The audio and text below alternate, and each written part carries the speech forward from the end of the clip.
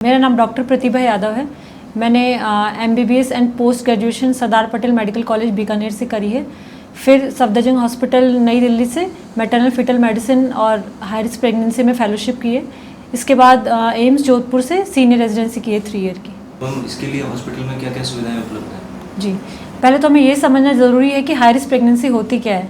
जो महिलाएं जो 35 साल की उम्र के बाद गर्भवती होती हैं या फिर जिनको पहले से कोई मेडिकल डिसऑर्डर हो, जैसे उनको पहले से डायबिटीज़ हो, हाइपरटेंशन हो, एपिलेप्सी हो, कोई दिल की बीमारी हो, या फिर जिनकी पहले ऑब्सिस्टी या पहली प्रेगनेंसी में कुछ कॉम्प्लिकेशन हुई हो, जैसे 2 से ज़्यादा उनको अबॉर्शन हुए हों, पहले 2 या 3 सिजेरियन हो चुके हों, या कोई मायोमेक्टमी या फाइब्रोइड की हिस्ट्री हो, उनको हम हाई रिस्क प्रेगनेंसी के अंदर डालते हैं।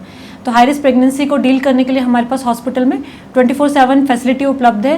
गायनोकोलॉजिस्ट, पीडियाट्रिशियन, एनेस्थीसिया, इसके अलावा ICU टीम और इसके अलावा सुपर स्पेशलिस्ट डॉक्टर भी उपलब्ध है अगर कोई पेशेंट को रिक्वायरमेंट होती है तो।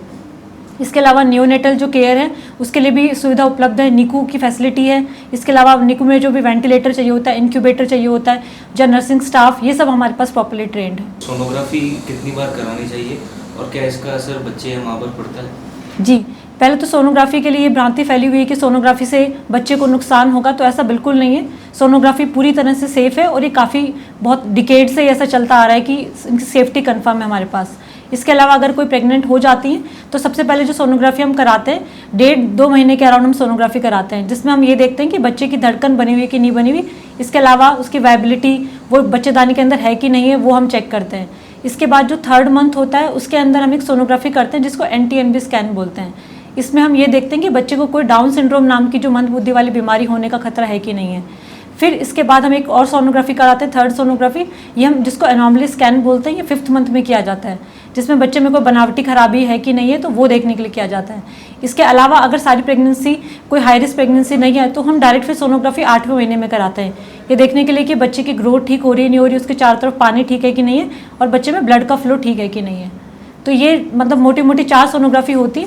बाकी अगर कोई हाई रिस्क पेशेंट रहता है जिसके बच्चे को ग्रोथ कम होने का खतरा होता है तो हम 7 मंथ से भी 4 वीकली मॉनिटरिंग पे रख सकते हैं उसको। जैसे महिलाओं के अंदर में भी काफ़ी कैंसर वगैरह के आजकल देखने को मिल रहा है, तो कैंसर के प्रति कैसे जागरूक रहें और मैम इसके क्या क्या लक्षण हो सकते हैं? जी, एक तो महिलाओं के अंदर जो कैंसर है उसमें से 4 कैंसर मुख्य पाए जाते हैं। एक तो जो ब्रेस्ट का कैंसर होता है जिसको स्तन का कैंसर कहते हैं वो, दूसरा अंडाशय का कैंसर जिसको अंडेदानी का कैंसर या ओवेरियन कैंसर बोलते हैं, तीसरा गर्भाशय का कैंसर जिसको एंडोमेट्रियल कैंसर बोलते हैं, और चौथा बच्चेदानी का मुंह का कैंसर जिसको सर्वाइकल कैंसर बोलते हैं। तो ये 4 कैंसर जो है कॉमनली पाए जाते हैं। इन कैंसर में अगर किसी को फैमिली हिस्ट्री है कि उसके फैमिली में किसी को ब्रेस्ट कैंसर या फिर कोई और कोई कैंसर है, गर्भाशय का या कोलोन कैंसर है, तो उनको जल्दी स्क्रीनिंग करानी पड़ती है।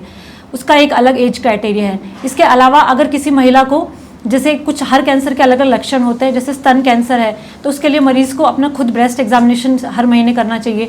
इसके अलावा अगर उनको ब्रेस्ट में कुछ गांठ महसूस होती है या बगल में कुछ गांठ महसूस होती है या निपल से कुछ अलग तरह का डिस्चार्ज आता है तो उसको ब्रेस्ट कैंसर का उसको हो सकता है, ये शुरुआती लक्षण है, तो अपने आसपास जो भी डॉक्टर उनसे कंसल्ट करना चाहिए। इसके अलावा जो गायनोकोलॉजिकल कैंसर है उसके अंदर जो ब्रेस्ट के जो एंडोमेट्रियल और सर्वाइकल कैंसर है उसमें जनरली क्या होता है कि मरीज़ को पीरियड्स में परेशानी आती है सबसे पहले, जैसे पीरियड या तो जल्दी जल्दी आ जाएंगे या फिर हैवी फ्लो रहेगा या बहुत लंबे टाइम तक रहेगा।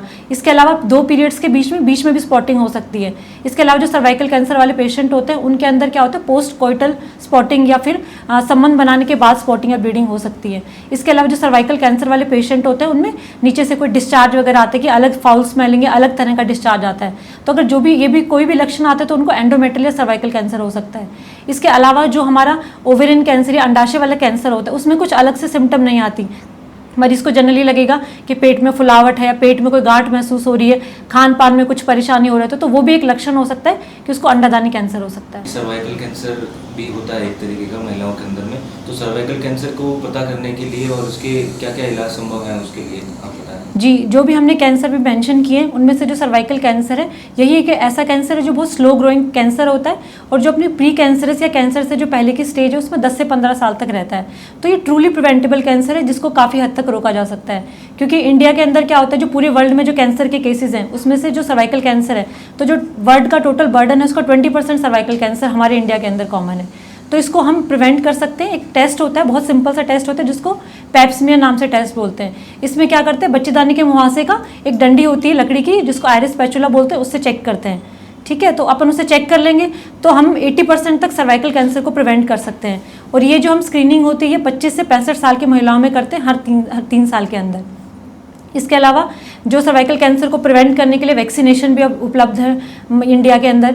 जो हम अपने जो बच्चियाँ होती हैं 9 से 15 साल की, उनको हम ये वैक्सीन लगा सकते हैं। तो हम लगभग 90% सर्वाइकल कैंसर के बर्डन को कम कर सकते हैं अपने देश में।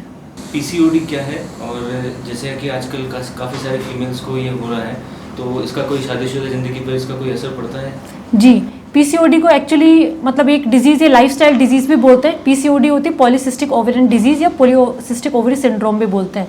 इसके अंदर क्या होता है कि ये जो बीमारी होती है ये 3 सिम्टम लेके आती है पेशेंट के अंदर। या तो उसको पीरियड की अनियमितता होगी, या मुंह पे मुहासे हो जाएंगे, या फिर उसके अंदर चेहरे पे अनचाहे बाल आ जाएंगे।